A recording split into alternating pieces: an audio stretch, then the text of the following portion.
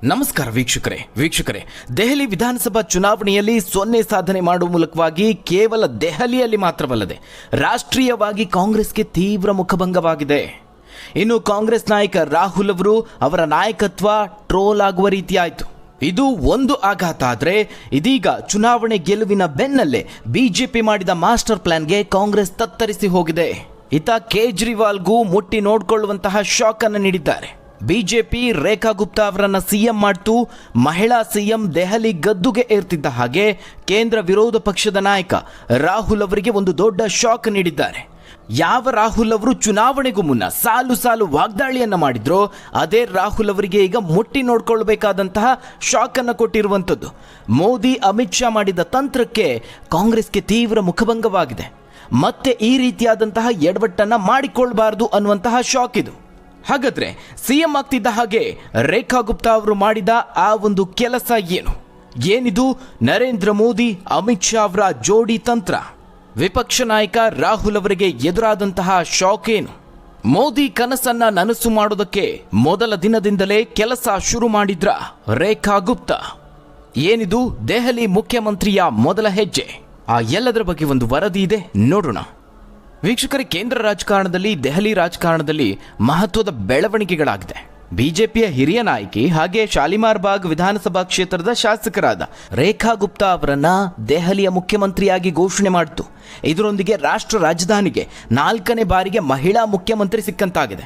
ಇನ್ನು ಮುಖ್ಯಮಂತ್ರಿ ರೇಸ್ನಲ್ಲಿದ್ದ ಘಟಾನುಘಟಿ ನಾಯಕರನ್ನ ಹಿಂದಿಕ್ಕಿ ರೇಖಾ ಅವರು ಹೇಗೆ ಸಿಎಂ ಆದ್ರು, ಇವರನ್ನೇ ಬಿಜೆಪಿ ಯಾಕೆ ಆಯ್ಕೆ ಮಾಡ್ತು ಅನ್ನೋದ್ರ ಬಗ್ಗೆ ಎಲ್ರಿಗೂ ಒಂದು ಕುತೂಹಲ ಇದೆ.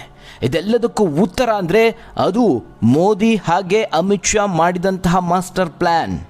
ವೀಕ್ಷಕರೇ, ಸತತ 27 ವರ್ಷಗಳ ನಂತರ ಭರ್ಜರಿ ಬಹುಮತದೊಂದಿಗೆ ಬಿಜೆಪಿ ಅಧಿಕಾರಕ್ಕೆ ಬಂದಿದೆ. ಈ ಹಿಂದೆ ಕಾಂಗ್ರೆಸ್ ಪಕ್ಷದಿಂದ ಶೀಲಾ ದೀಕ್ಷಿತ್ ಅವರು ಸಿಎಂ ಆಗಿ ಸುದೀರ್ಘವಾದ ಆಡಳಿತವನ್ನ ನಡೆಸಿದ್ರು. ಆದ್ರೆ ಆಮ್ ಆದ್ಮಿ ಪಾರ್ಟಿ ಉದಯ ಆಗ್ತಿದ್ದ ಹಾಗೆ ಅವರು ಗೆಲುವನ್ನ ಕೈ ಚೆಲ್ಲಬೇಕಾಯಿತು. ಇನ್ನು ಕೇಜ್ರಿವಾಲ್ ಸರ್ಕಾರದಿಂದ ದೆಹಲಿ ಜನತೆಗೆ ಭಾರಿ ನಿರೀಕ್ಷೆ ಇತ್ತು. ಆದರೆ 2ನೇ ಅವಧಿಯಲ್ಲಿ ಮಾಡಿದಂತಹ ಎಡವಟ್ಟುಗಳು ಈ ಬಾರಿಯ ಚುನಾವಣೆಯಲ್ಲಿ ಹೀನಾಯ ಸೋಲಿನ ರುಚಿ ಕಾಣಬೇಕಾಯಿತು. ಈ ರೀತಿಯಾದಂತಹ ಎಡವಟ್ಟುಗಳನ್ನು ಈಗ ಬಿಜೆಪಿ ಮಾಡೋದಕ್ಕೆ ರೆಡಿ ಇಲ್ಲ. ಇಷ್ಟು ವರ್ಷಗಳ ವನವಾಸದ ನಂತರದಲ್ಲಿ ಅಧಿಕಾರ ಸಿಕ್ಕಿರೋದ್ರಿಂದ ಅದಕ್ಕೆ ಸೂಕ್ತ ನಾಯಕತ್ವ ಬೇಕು, ಸೂಕ್ತ ಸಿಎಂ ಬೇಕು ಅಂತ ಬಹಳ ಯೋಚಿಸಿ ರೇಖಾ ಗುಪ್ತಾ ಅವರನ್ನ ಸಿಎಂ ಮಾಡಿದೆ. ನನ್ನ ಕೆಲಸವೇ ನನ್ನ ಗುರುತು ಅಂತಿದ್ದ RSS ನಾಯಕಿಗೆ ಬಿಜೆಪಿ ಮಣೆ ಹಾಕಿದೆ. ಮೊದಲ ಬಾರಿಗೆ ಶಾಸಕಿಯಾಗಿರುವಂತಹ ರೇಖಾ ಅವರು ಘಟಾನುಘಟಿ ನಾಯಕರನ್ನ ಹಿಂದಿಕ್ಕಿದ್ದಾರೆ. ಅದರಲ್ಲೂ ಆಪ್ನ ಮುಖ್ಯಸ್ಥ ಅರವಿಂದ್ ಕೇಜ್ರಿವಾಲ್ ಅವರನ್ನ ಸೋಲಿಸಿದ್ದು ಪರವೇಶ್ ವರ್ಮಾ ಅವರು. ಇನ್ನು ದೆಹಲಿ ಬಿಜೆಪಿ ಪ್ರಧಾನ ಕಾರ್ಯದರ್ಶಿ ಆಶೀಶ್ ಸೂದ್ ಅವರು, ಹಾಗೆ ಮಾಜಿ ವಿರೋಧ ಪಕ್ಷದ ನಾಯಕ ವಿಜೇಂದ್ರ ಗುಪ್ತಾ, ಇನ್ನುಳಿದ ನಾಯಕರಾದ ಸತೀಶ್ ಉಪಾಧ್ಯಾಯ, ಜಿತೇಂದ್ರ ಮಹಾಜನ್, ಈ ಎಲ್ಲಾ ಘಟಾನುಘಟಿಗಳನ್ನ ರೇಖಾ ಗುಪ್ತಾ ಅವರು ಹಿಂದಿಕ್ಕಿದ್ದಾರೆ. ಅವರು ಮೊದಲ ಬಾರಿಗೆ ಶಾಸಕರಾಗಿರಬಹುದು, ಆದರೆ ರಾಜಕೀಯಕ್ಕೆ ಅವರೇನು ಹೊಸ ಮುಖ ಅಲ್ಲ. ಬಿಜೆಪಿಯಲ್ಲಿ ಸುದೀರ್ಘವಾದಂತಹ ರಾಜಕೀಯ ಇತಿಹಾಸವನ್ನು ಹೊಂದಿದ್ದಾರೆ. ಬೇರೆ ಬೇರೆ ಶ್ರೇಣಿಯಲ್ಲಿ ಕೆಲಸ ಮಾಡಿದ ಅನುಭವವನ್ನು ಹೊಂದಿದ್ದಾರೆ. ಸದ್ಯ ಅವರು ಬಿಜೆಪಿ ಮಹಿಳಾ ಮೋರ್ಚಾದ ರಾಷ್ಟ್ರೀಯ ಉಪಾಧ್ಯಕ್ಷೆ ಹಾಗೆ ದೆಹಲಿ ಬಿಜೆಪಿ ಪ್ರಧಾನ ಕಾರ್ಯದರ್ಶಿಯಾಗಿ ಕೆಲಸವನ್ನು ಮಾಡ್ತಿದ್ದಾರೆ. ವೀಕ್ಷಕರೇ, ಇಲ್ಲಿ ಗಮನಿಸಬೇಕಾದ ವಿಚಾರ ಅಂದರೆ ಇಂತಹ ರೇಖಾ ಗುಪ್ತಾ ಅವರನ್ನ ದೆಹಲಿ ಸಿಎಂ ಮಾಡುವ ಮೂಲಕವಾಗಿ ಬಿಜೆಪಿ ಮಹಿಳಾ ಮುಖ್ಯಮಂತ್ರಿಗಳ ಪರಂಪರೆಯನ್ನು ನಿರ್ಮಿಸೋದಕ್ಕೆ ಪ್ರಯತ್ನಿಸ್ತಾ ಇದೆ. ಆ ಮೂಲಕ ಆಪ್ನ ಮುಖ್ಯಸ್ಥ ಅರವಿಂದ್ ಕೇಜ್ರಿವಾಲ್ ಅವರ ಆಡಳಿತವನ್ನು ಒಂದು ವ್ಯತಿರಿಕ್ತವಾಗಿ ತೋರಿಸ್ತಾ ಇದೆ. ಈ ಹಿಂದೆ ಶೀಲಾ ದೀಕ್ಷಿತ್ ಅವರು 15 ವರ್ಷಗಳ ಕಾಲ ಆಡಳಿತ ಮಾಡಿದ್ರು. ಅದಕ್ಕೂ ಮೊದಲು ಬಿಜೆಪಿಯ ಸುಷ್ಮಾ ಸ್ವರಾಜ್ ಅವರು ಕೆಲ ತಿಂಗಳವರೆಗೆ ಸಿಎಂ ಆಗಿದ್ರು. ಇನ್ನು ಇತ್ತೀಚೆಗೆ ಆಮ್ ಆದ್ಮಿ ಪಕ್ಷದ ಅತೀಶಿ ಅವರು ಕೆಲ ದಿನಗಳವರೆಗೆ ಮುಖ್ಯಮಂತ್ರಿ ಹುದ್ದೆಯಲ್ಲಿದ್ದರು. ಇದು ದೆಹಲಿಯ ಮಹಿಳಾ ಸಿಎಂ ಇತಿಹಾಸ. ಮತ್ತೊಂದು ಕಡೆ ದೆಹಲಿಯನ್ನ ಗೆಲ್ಲುವ ಮೂಲಕವಾಗಿ ದೇಶದ 20 ರಾಜ್ಯದಲ್ಲಿ NDA ಮೈತ್ರಿಕೂಟ ಅಧಿಕಾರವನ್ನು ಪಡೆದುಕೊಂಡಿದೆ. ಆದರೆ ಯಾವುದೇ ರಾಜ್ಯದಲ್ಲೂ ಮಹಿಳಾ ಮುಖ್ಯಮಂತ್ರಿಯನ್ನ ಹೊಂದಿರಲಿಲ್ಲ. ಹೀಗಾಗಿ ದೆಹಲಿಯಲ್ಲಿ RSS ಹಿನ್ನೆಲೆ ಇರುವಂತಹ ಮಹಿಳೆಯನ್ನ ಮುಖ್ಯಮಂತ್ರಿ ಹುದ್ದೆಗೆ ಕರೆತರಲಾಗಿದೆ.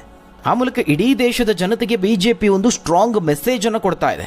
ಚುನಾವಣಾ ರಾಜಕೀಯ ಹಾಗೆ ನೀತಿಗಳಲ್ಲಿ ಮಹಿಳೆಯರಿಗೆ ಬಿಜೆಪಿ ಆದ್ಯತೆ ನೀಡುತ್ತೆ ಅನ್ನೋದನ್ನ ಈ ಮೂಲಕ ಹೇಳಿದಂತಿದೆ. ಅಷ್ಟು ಮಾತ್ರ ಅಲ್ಲ, ದೆಹಲಿಯಲ್ಲಿ ಬಿಜೆಪಿಗೆ ಮಹಿಳಾ ಮತದಾರರೇ ಒಂದು ರೀತಿ ಬೆನ್ನೆಲುಬು. 70 ಸದಸ್ಯ ಬಲ ಹೊಂದಿರುವಂತಹ ದೆಹಲಿ ವಿಧಾನಸಭಾ ಚುನಾವಣೆಗೆ ಬಿಜೆಪಿ 9 ಅಭ್ಯರ್ಥಿಗಳನ್ನು ಕಣಕ್ಕಿಳಿಸಿತ್ತು. ಅದರಲ್ಲಿ 4 ಮಹಿಳಾ ಅಭ್ಯರ್ಥಿಗಳು ಗೆಲ್ತಾರೆ. ಅಲ್ಲದೆ ಈ ಚುನಾವಣೆಯಲ್ಲಿ ಪುರುಷರಿಗಿಂತ ಮಹಿಳೆಯರು ಹೆಚ್ಚು ಮತ ಚಲಾಯಿಸಿದ್ರು. ಇನ್ನು ಇದೇ ಮಹಿಳಾ ಮತದಾರರನ್ನ ಅವಲಂಬಿಸಿದ್ದ ಆಪ್ ಪಕ್ಷ ಹೀನಾಯವಾಗಿ ಸೋಲುತ್ತೆ. ಅಂದರೆ ಈ ಬಾರಿ ಮಹಿಳೆಯರ ಮತ ಆ ಪಕ್ಷಕ್ಕೆ ಹೋಗಿಲ್ಲ, ಬದಲಾಗಿ ಬಿಜೆಪಿ ಪಾಲಾಗಿದೆ. ನಿರ್ಣಾಯಕವಾಗಿ ಗೆದ್ದು 70 ಸ್ಥಾನಗಳಲ್ಲಿ 48 ಸ್ಥಾನಗಳನ್ನು ಪಡೆಯುತ್ತೆ. ಚುನಾವಣೆಗೆ ಅಂತಲೇ ಬಿಜೆಪಿಯ ಪ್ಲಾನ್ ಯಾವ ರೀತಿ ಇತ್ತು ಅಂದರೆ, ಮಹಿಳಾ ಮತದಾರರನ್ನ ಬಳಸ್ಕೊಳ್ಬೇಕು, ತಮ್ಮತ್ತ ಸೆಳೆದುಕೊಳ್ಬೇಕು ಅಂತಾನೆ ಚುನಾವಣಾ ಪ್ರಣಾಳಿಕೆಯಲ್ಲಿ ದೊಡ್ಡ ದೊಡ್ಡ ಭರವಸೆಗಳನ್ನು ಕೊಡ್ತು. ಇದೀಗ ಅದೇ ಮಹಿಳೆಯರ ಪ್ರತಿನಿಧಿಯಾಗಿ ರೇಖಾ ಅವರನ್ನು ಆಯ್ಕೆ ಮಾಡಿದೆ. ಇನ್ನು ಮತ್ತೊಂದು ಕಾರಣ ಅಂದರೆ, ಬೇರೆ ನಾಯಕರು ಕಂಡಂತೆ ರೇಖಾ ಅವರು ಪ್ರಮುಖ ವಿವಾದಗಳನ್ನು ಕಂಡಿಲ್ಲ. ವಿವಾದಗಳ ವಿಚಾರದಲ್ಲಿ ಪರ್ವೇಶ್ ವರ್ಮಾ ಹಾಗೆ ರಮೇಶ್ ಬಿದೂರಿ ಅಂತ ನಾಯಕರಿಗಿಂತ ರೇಖಾ ಅವರು ಭಿನ್ನವಾಗಿ ನಿಲ್ತಾರೆ. ಇದಲ್ಲದೆ ರೇಖಾ ಅವರು ಇದುವರೆಗೆ ಸಂಸತ್ ಚುನಾವಣೆಯಲ್ಲಿ ಸ್ಪರ್ಧೆ ಮಾಡಿಲ್ಲ. ಹೀಗಾಗಿ ದೆಹಲಿಯ ಇತಿಹಾಸದಲ್ಲಿ ಹೊಸ ಅಧ್ಯಾಯವನ್ನು ಬರೆಯೋದಕ್ಕೆ ಹೊಸ ಮುಖವಾಗಿ ರೇಖಾ ಅವರು ಸೂಕ್ತವಾಗಿದ್ದಾರೆ. ಒಟ್ಟಾರೆಯಾಗಿ ಬಿಜೆಪಿ ವಿವಾದಾತ್ಮಕವಲ್ಲದ ರಾಜಕಾರಣಿಯನ್ನು ಮಾತ್ರವಲ್ಲದೆ ಮಹಿಳಾ ನಾಯಕಿ ಹೊಸ ಮುಖವನ್ನು ಸಹ ಆರಿಸಿಕೊಂಡಿದೆ. ಇದೆಲ್ಲದಕ್ಕಿಂತ ಮುಖ್ಯವಾಗಿ ರೇಖಾ ಅವರು ದೆಹಲಿಯಲ್ಲಿ ಹೆಚ್ಚಾಗಿರುವ ಬನಿಯಾ ಸಮುದಾಯಕ್ಕೆ ಸೇರಿದವರು. ಇದು ಮೋದಿ ಅಮಿತ್ ಶಾ ಅವರ ತಂತ್ರ. ದೆಹಲಿಯ ಒಟ್ಟು ಮತದಾರರ ಪೈಕಿ 30% ಮತದಾರರು ಹಿಂದುಳಿದ ವರ್ಗಕ್ಕೆ ಸೇರಿದವರು. ಈ ಒಬಿಸಿಯ ಜಾಟ್ ಸಮುದಾಯ, ಗುಜ್ಜರ್, ಯಾದವ ಹಾಗೆ ಗುಪ್ತಾರಂತಹ ಪ್ರಮುಖ ಜಾತಿ ಗುಂಪುಗಳನ್ನು ತನ್ನತ್ತ ಸೆಳೆದುಕೊಳ್ಳೋದಕ್ಕೆ ಬಿಜೆಪಿ ಈ ಒಂದು ತಂತ್ರಕ್ಕೆ ಮುಂದಾಗಿದೆ. ಇನ್ನು ಬಿಜೆಪಿ ಮಹಿಳಾ ಮುಖ್ಯಮಂತ್ರಿಯನ್ನೇ ಆಯ್ಕೆ ಮಾಡುತ್ತೆ ಅನ್ನೋದಕ್ಕೆ ಪ್ರಣಾಳಿಕೆಯಲ್ಲೇ ಸುಳಿವನ್ನು ಕೊಟ್ಟಿತ್ತು. ಆಮ್ ಆದ್ಮಿ ಪಕ್ಷ ಘೋಷಣೆ ಮಾಡಿದ ರೀತಿಯಲ್ಲೇ ಬಿಜೆಪಿ ಕೂಡ ಮಹಿಳಾ ಕೇಂದ್ರಿತ ಯೋಜನೆಗಳನ್ನು ಘೋಷಣೆ ಮಾಡಿತ್ತು. ಸದ್ಯ ಅಧಿಕಾರ ವಹಿಸಿಕೊಂಡಿರುವ ರೇಖಾ ಗುಪ್ತಾ ಅವರಿಗೆ ಕೆಲವೊಂದಷ್ಟು ದೊಡ್ಡ ಸವಾಲುಗಳು ದೆಹಲಿಯಲ್ಲಿ ಎದುರಾಗೋದು ಸಹಜ. ಯಾಕಂದರೆ ಹಿಂದಿನ ಕೇಜ್ರಿವಾಲ್ ನೇತೃತ್ವದ ಸರ್ಕಾರದಿಂದಾಗಿ ಆಡಳಿತದಲ್ಲಿ ಸಾಕಷ್ಟು ಏರುಪೇರುಗಳಾಗಿದೆ. ಆದರೆ ರೇಖಾ ಗುಪ್ತಾ ಅವರು ಈ ಎಲ್ಲ ಸವಾಲುಗಳನ್ನು ಸಮರ್ಥವಾಗಿ ಎದುರಿಸ್ತೀನಿ, ಮೋದಿ ಕನಸನ್ನು ನನಸು ಮಾಡ್ತೀನಿ ಅಂತ ಶಪಥ ಮಾಡಿದ್ದಾರೆ. ಅಷ್ಟು ಮಾತ್ರ ಅಲ್ಲ, ದೆಹಲಿ ಸಿಎಂ ಆಗ್ತಿದ್ದ ಹಾಗೆ ಆ ಸವಾಲುಗಳ ಪೈಕಿ ಮೊದಲ ಸವಾಲನ್ನು ಸ್ವೀಕರಿಸಿದ್ದಾರೆ. ಅದು ಬೇರಾವುದೂ ಅಲ್ಲ, ದೆಹಲಿಯ ಪ್ರಮುಖ ಸಮಸ್ಯೆಯಾಗಿ ಚುನಾವಣಾ ಸಂದರ್ಭದಲ್ಲಿ ದೊಡ್ಡ ಮಟ್ಟದಲ್ಲಿ ಸದ್ದು ಮಾಡುವಂತಹ ಯಮುನಾ ನದಿ ಶುದ್ಧೀಕರಣ ವಿಚಾರ. ವೀಕ್ಷಕರೇ, 2015ರಲ್ಲಿ ಆಮ್ ಆದ್ಮಿ ಪಕ್ಷ ದೆಹಲಿ ಜನತೆಗೆ ಒಂದು ಭರವಸೆಯನ್ನು ಕೊಡುತ್ತೆ. ಕೇವಲ 2 ವರ್ಷದಲ್ಲಿ ನಾವು ಯಮುನಾ ನದಿಯನ್ನು ಸ್ವಚ್ಛ ಮಾಡ್ತೀವಿ ಅಂತ ಭರವಸೆಯನ್ನು ಕೊಟ್ಟಿತ್ತು. ಆದರೆ ಕೇಜ್ರಿವಾಲ್ ಸರ್ಕಾರ ಮಾತ್ರ ಭರವಸೆಗೆ ತಕ್ಕಂತೆ ನಡೆದುಕೊಳ್ಳಿಲ್ಲ. ಈ ಯಮುನಾ ನದಿ ವಿಚಾರದಿಂದಾಗಿನೇ ಆಮ್ ಆದ್ಮಿ ಪಕ್ಷ ದೆಹಲಿ ಮತದಾರರ ಕೆಂಗಣ್ಣಿಗೆ ಗುರಿಯಾಯಿತು. ಇನ್ನು ಈ ಬಾರಿಯ ಚುನಾವಣೆಯಲ್ಲಿ ಕಾಂಗ್ರೆಸ್ ಕೂಡ ಇದನ್ನು ದೊಡ್ಡ ಅಸ್ತ್ರವಾಗಿ ಬಳಸಿಕೊಳ್ತು. ಚುನಾವಣೆಗೂ ಮುನ್ನ ಕೇಂದ್ರ ವಿಪಕ್ಷ ನಾಯಕ ರಾಹುಲ್ ಅವರು ಒಂದು ಚಾಲೆಂಜ್ ಅನ್ನು ಮಾಡ್ತಾರೆ. ಯಾವ ರೀತಿಯಾಗಿ ಟೀಕೆ ಮಾಡಿದ್ರು ಅಂದರೆ, ಯಮುನಾ ನದಿ ನೀರನ್ನು ಕುಡಿರಿ, ನಿಮ್ಮನ್ನು ನಾನು ಆಸ್ಪತ್ರೆಯಲ್ಲಿ ಭೇಟಿ ಆಗ್ತೀನಿ, ಈ ರೀತಿಯಾಗಿ ಕೇಜ್ರಿವಾಲ್ ವಿರುದ್ಧವಾಗಿ ವಾಗ್ದಾಳಿಯನ್ನು ಮಾಡಿದ್ರು. ಅಷ್ಟು ಮಾತ್ರ ಅಲ್ಲ, ಕೇಜ್ರಿವಾಲ್ ಮತ್ತು ಮೋದಿ ನಡುವೆ ಯಾವುದೇ ವ್ಯತ್ಯಾಸ ಇಲ್ಲ ಅಂತ ಹೇಳಿದರು. ಅಂದರೆ ಬಿಜೆಪಿ ಅಧಿಕಾರಕ್ಕೆ ಬಂದ್ರೂ, ನೀವು ಬಿಜೆಪಿಗೆ ಮತ ನೀಡಿದ್ರು, ಕೇಜ್ರಿವಾಲ್ ಅವರ ಸರ್ಕಾರದಲ್ಲಿ ಏನಾಯಿತು ಅದೇ ಆಗುತ್ತೆ ಅನ್ನೋ ಅರ್ಥದಲ್ಲಿ ಮಾತನಾಡಿದರು. ಇನ್ನು ವೀಕ್ಷಕರೇ, ರಾಹುಲ್ ಅವರು ಇದಕ್ಕೂ ಹೆಚ್ಚಾಗಿ ಈ ಯಮುನಾ ನದಿ ವಿಚಾರದಲ್ಲಿ ಒಂದು ಹೆಜ್ಜೆ ಮುಂದೆ ಹೋಗಿದ್ದರು. ಶತಾಯಗತಾಯ ಚುನಾವಣೆಯಲ್ಲಿ ಗೆಲ್ಲೋದಕ್ಕೆ ಚುನಾವಣಾ ಪ್ರಚಾರದ ಸಂದರ್ಭದಲ್ಲಿ ಯಮುನಾ ನದಿ ಕುರಿತಾಗಿ ಸಾಕ್ಷ್ಯಚಿತ್ರವನ್ನೇ ಬಿಡುಗಡೆ ಮಾಡ್ತಾರೆ. ಇನ್ನು ಅವರ ಸಹೋದರಿ ಪ್ರಿಯಾಂಕಾ ಅವರು ಸಹ ವಾಗ್ದಾಳಿಯನ್ನು ಮಾಡಿದರು. ಆಮ್ ಆದ್ಮಿ ಪಕ್ಷದ ವಿಫಲತೆಯನ್ನ ಎತ್ತಿ ತೋರಿಸ್ತಾ ಬಿಜೆಪಿಯ ಮತ್ತೊಂದು ಮುಖನೇ ಆಪ್ ಅಂತ ಬಿಜೆಪಿಗೂ ಮೋದಿಗೂ ಅಮಿತ್ ಶಾ ಅವರಿಗೂ ರಾಹುಲ್ ಅವರು ಟೀಕೆ ಮಾಡಿ ಚಾಲೆಂಜ್ ಮಾಡಿದ್ರು. ಆದರೆ ಈಗ ಬಿಜೆಪಿಯ ನೂತನ ಮುಖ್ಯಮಂತ್ರಿ ರೇಖಾ ಗುಪ್ತಾ ಅವರು ಆಮ್ ಆದ್ಮಿ ಪಕ್ಷಕ್ಕಿಂತ ನಾವು ಭಿನ್ನ ಅಂತ ತೋರಿಸ್ತಾ ಇದ್ದಾರೆ. ಮುಖ್ಯಮಂತ್ರಿ ಕುರ್ಚಿ ಏರ್ತಿದ್ದ ಹಾಗೆ ಆ ಮೊದಲ ಸವಾಲನ್ನೇ ಕೈಗೆತ್ಕೊಂಡಿದ್ದಾರೆ.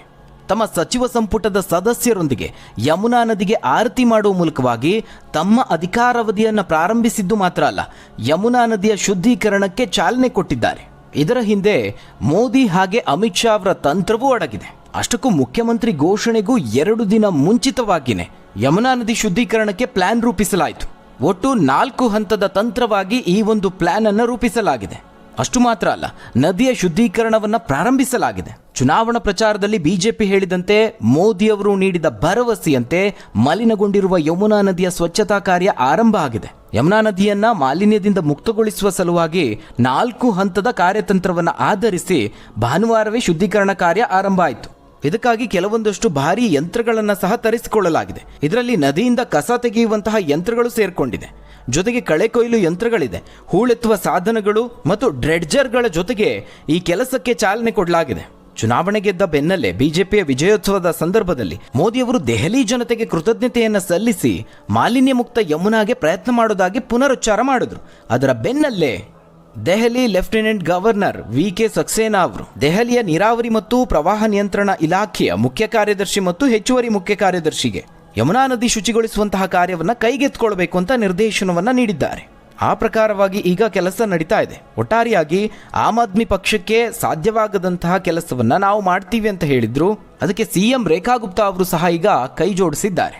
ಹಾಗಾದ್ರೆ ವೀಕ್ಷಕರೇ, ದೆಹಲಿಯಲ್ಲಿ ಬಿಜೆಪಿ ಗೆದ್ದ ಪರಿಗೆ ನೀವೇನಂತೀರಾ? ನಿಮ್ಮ ಅನಿಸಿಕೆ ಅಭಿಪ್ರಾಯವನ್ನ ಕಮೆಂಟ್ ಮೂಲಕವಾಗಿ ತಿಳಿಸಿ. ಧನ್ಯವಾದಗಳು ವೀಕ್ಷಕರೇ.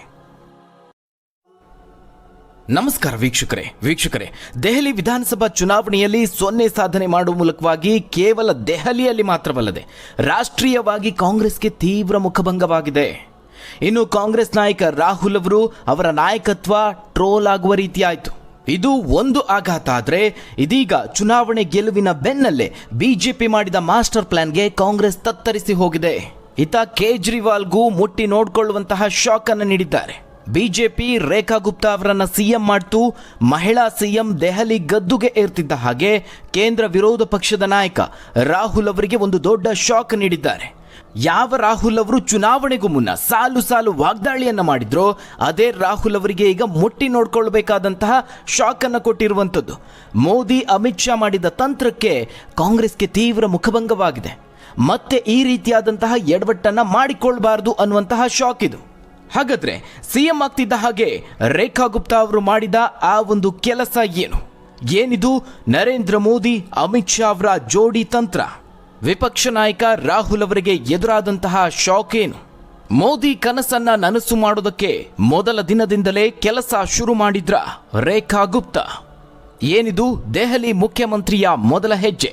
ಆ ಎಲ್ಲದರ ಬಗ್ಗೆ ಒಂದು ವರದಿ ಇದೆ, ನೋಡೋಣ. ವೀಕ್ಷಕರೇ, ಕೇಂದ್ರ ರಾಜಕಾರಣದಲ್ಲಿ ದೆಹಲಿ ರಾಜಕಾರಣದಲ್ಲಿ ಮಹತ್ವದ ಬೆಳವಣಿಗೆಗಳಾಗಿದೆ. ಬಿಜೆಪಿಯ ಹಿರಿಯ ನಾಯಕಿ ಹಾಗೆ ಶಾಲಿಮಾರ್ ಬಾಗ್ ವಿಧಾನಸಭಾ ಕ್ಷೇತ್ರದ ಶಾಸಕರಾದ ರೇಖಾ ಗುಪ್ತಾ ಅವರನ್ನ ದೆಹಲಿಯ ಮುಖ್ಯಮಂತ್ರಿಯಾಗಿ ಘೋಷಣೆ ಮಾಡಿತು. ಇದರೊಂದಿಗೆ ರಾಷ್ಟ್ರ ರಾಜಧಾನಿಗೆ 4ನೇ ಬಾರಿಗೆ ಮಹಿಳಾ ಮುಖ್ಯಮಂತ್ರಿ ಸಿಕ್ಕಂತಾಗಿದೆ. ಇನ್ನು ಮುಖ್ಯಮಂತ್ರಿ ರೇಸ್ನಲ್ಲಿದ್ದ ಘಟಾನುಘಟಿ ನಾಯಕರನ್ನ ಹಿಂದಿಕ್ಕಿ ರೇಖಾ ಅವರು ಹೇಗೆ ಸಿಎಂ ಆದ್ರು, ಇವರನ್ನೇ ಬಿಜೆಪಿ ಯಾಕೆ ಆಯ್ಕೆ ಮಾಡ್ತು ಅನ್ನೋದ್ರ ಬಗ್ಗೆ ಎಲ್ರಿಗೂ ಒಂದು ಕುತೂಹಲ ಇದೆ. ಇದೆಲ್ಲದಕ್ಕೂ ಉತ್ತರ ಅಂದ್ರೆ ಅದು ಮೋದಿ ಹಾಗೆ ಅಮಿತ್ ಶಾ ಮಾಡಿದಂತಹ ಮಾಸ್ಟರ್ ಪ್ಲಾನ್. ವೀಕ್ಷಕರೇ, ಸತತ 27 ವರ್ಷಗಳ ನಂತರ ಭರ್ಜರಿ ಬಹುಮತದೊಂದಿಗೆ ಬಿಜೆಪಿ ಅಧಿಕಾರಕ್ಕೆ ಬಂದಿದೆ. ಈ ಹಿಂದೆ ಕಾಂಗ್ರೆಸ್ ಪಕ್ಷದಿಂದ ಶೀಲಾ ದೀಕ್ಷಿತ್ ಅವರು ಸಿಎಂ ಆಗಿ ಸುದೀರ್ಘವಾದ ಆಡಳಿತವನ್ನ ನಡೆಸಿದ್ರು. ಆದ್ರೆ ಆಮ್ ಆದ್ಮಿ ಪಾರ್ಟಿ ಉದಯ ಆಗ್ತಿದ್ದ ಹಾಗೆ ಅವರು ಗೆಲುವನ್ನ ಕೈ ಚೆಲ್ಲಬೇಕಾಯ್ತು. ಇನ್ನು ಕೇಜ್ರಿವಾಲ್ ಸರ್ಕಾರದಿಂದ ದೆಹಲಿ ಜನತೆಗೆ ಭಾರಿ ನಿರೀಕ್ಷೆ ಇತ್ತು. ಆದರೆ 2ನೇ ಅವಧಿಯಲ್ಲಿ ಮಾಡಿದಂತಹ ಎಡವಟ್ಟುಗಳು